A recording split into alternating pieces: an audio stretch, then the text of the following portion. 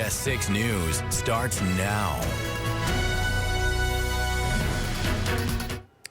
Good evening, I'm Nick Dubina. Thank you for joining us. Well, hundreds of anti-Elon Musk protests happening at Tesla dealerships nationwide, including here in the capital region. It's being called a Tesla Takedown Global Day of Action. This video from a protest this afternoon at the Colony Center Tesla charging station. Peaceful rallies were planned at all 227 Tesla showrooms and service centers in the U.S. They're protesting the federal cuts being made by Musk's Department of Government Efficiency.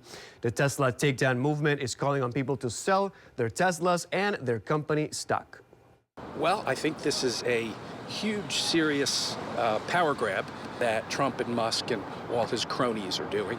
The corruption is blatant and astounding, and the cuts are a sham for their authoritarian fascist agenda.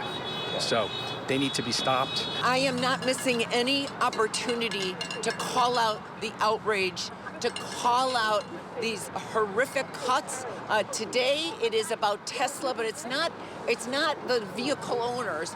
It is about Elon Musk, who is literally taking a hatchet to so many of our most valued services. The Veterans Administration, U.S. Department of Education, now Social Security.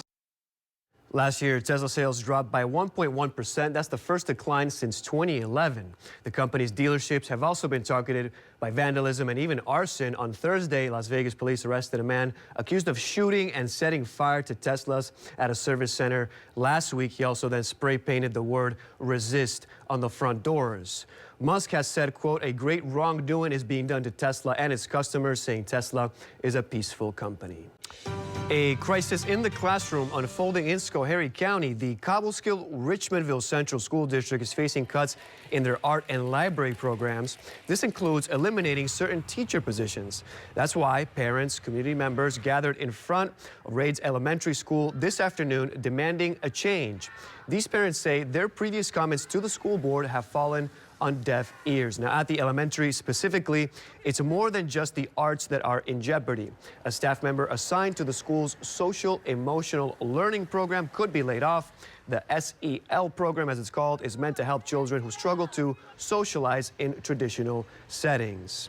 Now, before the rally today, we are told students had the opportunity to talk to the board and make their case against the proposed cuts. CBS 6 caught up with the organizer of this rally. She opened up about a student who was upset to hear her SEL provider could be laid off. Our really wonderful social emotional learning teacher has created space for her to have a quiet lunch period. When she found out that this position was going to be cut, she was in tears. The school district tells CBS 6 the program won't go away, but a different staff member will be assigned. The superintendent's office says the cuts are due to a decline in enrollment and a projected rise in costs. The district stresses these programs are going to be, quote, reduced, not eliminated, and you can find the full letter on our website. That is CBS6Albany.com. All right, let's get a live look outside at the Empire State Plaza, which will be lit up tonight in honor of Vietnam War Veterans Day. And meteorologist Craig Adams is here as well to track what has been a bit of a rainy weekend for us. Craig. Thanks, Nick. Well, today locally it has been chilly with temperatures that are pretty much been in the 30s across the area. Interesting to note, while New York City now is 53, earlier today they were in the lower 80s. So that mild air or warm air did briefly come up into some of these southern areas between New York City and just south of Poughkeepsie. But the rest of us have been in the chilly stuff. And there's also been some rain falling too. In Schenectady right now, it's overcast, 34 degrees. As we check out the view from Glens Falls, 31 degrees, and you can see it is damp there. All right, and we should point out to the north, those areas have had some freezing rain too. You can see it here, the pink shade across parts of the North Country. We'll still likely see the threat of freezing rain over some of these northern areas tonight. I'm going to talk more about that in a moment. The rest of us seeing off and on rain through the nighttime hours. So it's not a pretty forecast, to say the least. Cloudy tonight, rain at times, freezing rain looks likely to the north. Low and mid-30s for temperatures. All right, stand by for more details on the forecast coming up in a few minutes. Thank you very much, Craig. Well, a Hudson Falls man in custody tonight for driving while intoxicated. We're learning that earlier in the week, Renee Blanchette was arrested for DWI on Wednesday, March 26. Shortly before 8:30 p.m., the Warren County Sheriff's Office pulled over a vehicle for several traffic violations. The driver of that vehicle, police say Renee Blanchette, was arrested for that DWI. He was previously convicted for DWI and driving with a suspended license. He was taken to the Queensbury station where he refused to provide an evidentiary breath test, police say. He was held in police lockup awaiting an arraignment in court. And a Cohoes man faces multiple charges after a reported assault earlier on the week. Saratoga County Sheriff's Office responded to an assault call on Crescent Vischer Ferry Road in Half Moon a little after 1:20 p.m. He was charged with reckless driving, harassment, driving without a license, and failing to obey a flag person. Now, an investigation into the assault led to the arrest of William A. Stanley. He was charged with reckless endangerment, driving, harassment, driving without a license, and failing to obey a flag person. He was released and is awaiting further proceedings in Half Moon Town Court. Well, still to come for us tonight, 52 years since the end of the Vietnam War, a war many here at home still feel the impact of. Tonight, two veterans share their stories.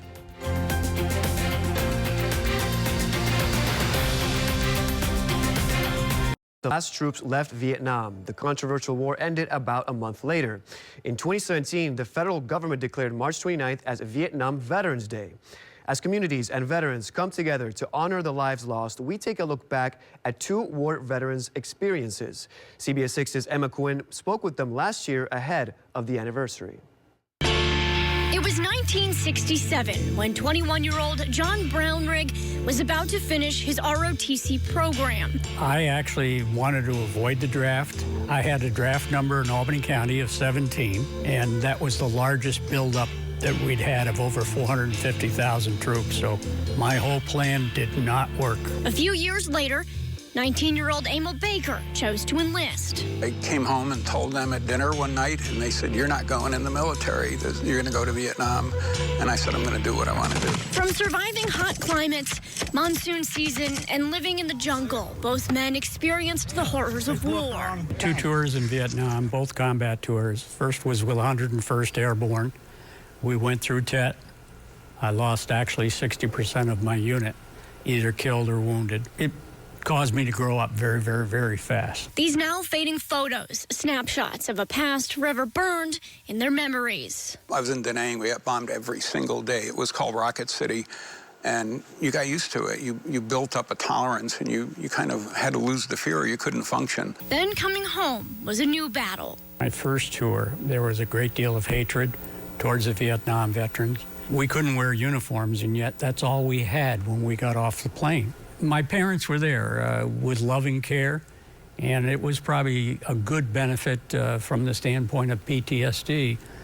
The soldiers that had nothing to come back to and no job to come back to, they were the ones that experienced the most PTSD. Decades later, they're still coping with the trauma, volunteering their time at the VA and VFW. Brownrigg has been to the Vietnam Memorial to pay respects to his fellow comrades and opening up old wounds. It took me 9 times to go down there by myself, and this last time, 2 weeks ago, I went down there with my wife, and we went through the wall and visited at least 7 of my former comrades. 30% of Vietnam veterans are still alive today. A generation of soldiers fallen but not forgotten. Well, Emma Quinn reporting. All right, let's head back with Craig Adams. And it's certainly a chilly day. We got to keep that umbrella handy. Is that right? Yeah, it was damp today. It's going to stay damp tonight and tomorrow. Tomorrow night, or I should say tonight, it's still going to be potentially icy up over the North Country. So, yeah, we're getting close to April, but it's still kind of feeling a bit wintry out there, isn't it? We're getting there. In the North Country tonight, we're talking about a ice storm warning. So across Hamilton County, a good chunk of Warren County north of Glens Falls, and then northernmost Washington County and stretching over into Vermont. The threat for ice building up that could lead to, well, at least scattered power outages over those areas. And we're looking at that ice potential again, as you can see where this little darker red area is here for those icy conditions that could lead to some scattered power outages. Note, too, that some of this ice could build up in places like northern Saratoga County from just really north of Saratoga Springs, heading over into northern sections of Fulton County, and then as you come down even into parts of Washington County and into the Taconics and northern Berkshires. The rest of us just seeing a cold rain out there. So as we look at things right now, it looks murky at Lake George, 32 degrees.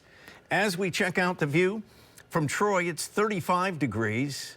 Also looking kind of murky, and the view from downtown Albany, 34 degrees.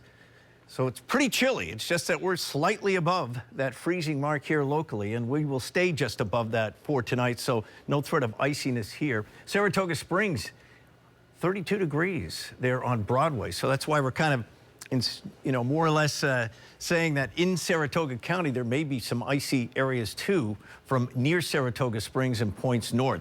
All right, on our radar perspective, you can see today we've had a little bit of off and on, mostly light rain, but the coverage is starting to expand now. So it's going to be wetter tonight. And note again up here across those northern areas where the pink shading indicating freezing rain. This is all in association with a frontal boundary that's kind of strung out over the area now.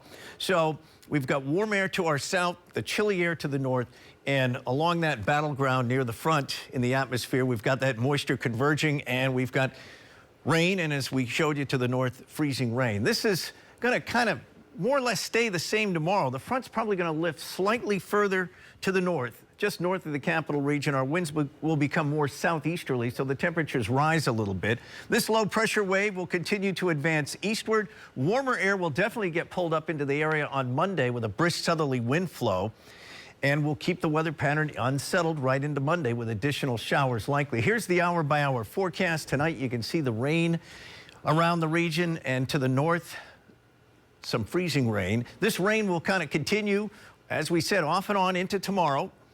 Onwards into tomorrow night, we've got it. And Monday, additional rainfall will be expected as we work through the daytime as well, ahead of the approaching cold front. And then finally, the weather gets a little more, should we say, settled by Tuesday as skies clear out. So the forecast tonight does have rain at times, low and mid-30s, the freezing rain risk to the north. Again, the northern half of Saratoga County and northward. And tomorrow, we've got temperatures coming up just a tad bit, remaining mainly cloudy, showers at times, 45 to 50. Here's the 7-day forecast. And brighter skies return on Tuesday after still some wet weather on Monday. At least Monday looks mild with that brisk southerly flow. Clouds increase Wednesday, but it's dry. Risk for more showers Thursday, followed by a dry day on Friday, and yet some more showers possible as we head into the start of next weekend. Hey everyone, let's talk sports. I'm Sam Israel. After a heartbreaking loss to UMBC in overtime this past Saturday, the Danes remain on their quest for their first America East Conference win of the season. The U-Albany men hosting UMass Lowell. The Great Danes are 10-0 in all-time matchups against the Riverhawks. U-Albany looking to end their 3-game losing streak in the rain, and they wasted no time doing that, taking a 15-6 lead through 3 quarters. How'd they do that? Thanks to this guy, Jackson Palom. This was his 4th goal in the contest. Great Danes up 16-6 in the 4th, and the rich keep getting richer. Now it's Silas Richmond to James Reed, sees, spins, and hits. Danes earn their first America East Conference win of the season. Your final, 17-6. Well, again, we had to respond from last week, and we just talked about actions, moving our feet, moving the ball, playing good, solid team offense, and I thought we did a great job of that early on. Definitely feels good. After those first 2 losses, it hurt us a little bit, so we were coming out fired up and hungry. But I think it was just great to win as a team again, and I think it's just great, being out here on the field. We don't take it for granted any day. It's just awesome. So that first America East win is definitely a good feeling. And the Danes will be tested next week against the top-ranked team in the country. Their matchup with Cornell is set for Tuesday. And Siena men's lacrosse has been rolling as of late, winning 3 out of their last 4 games. And with a win against the Mountaineers, the Saints can keep those good times rolling. Siena taking on Mount St. Mary's. Siena hoping to make it 4 wins out of their last 5 games. And history has favored the Saints in these matchups, who have beaten the Mountaineers 7 out of their last 8 matchups. 4-3 game at half, but Siena starting to cook in the 3rd. Brendan Black puts the Saints up 9-4 late in the quarter. And not even a minute later, now it's Jack Cavioli rolling that one in. And we'll then celebrate by rolling them in. 10-4 Saints. Siena outscoring, or scoring 6 points rather, in that third quarter. Then to the fourth quarter, Ryan McCarthy. Wait for it. Wait for it. Wait for it. Boom! That Patrick Radomski goal puts them up 11-6. And that would be all she wrote as Siena rolls to its third straight victory. Your final 12-8. You know, what it is we're just starting to get a little bit more momentum now. And, you know, these MAC games, everyone counts the same amount. So we really get up for them because, you know, we want to be in the MAC playoffs. Just playing as one really helps a lot. And what does a win like this do to the confidence of this team? You got your teammates in the back here. What's the confidence like right now? I'd say it's pretty high. I mean, you can see behind me. Yeah, you're going crazy. Going crazy.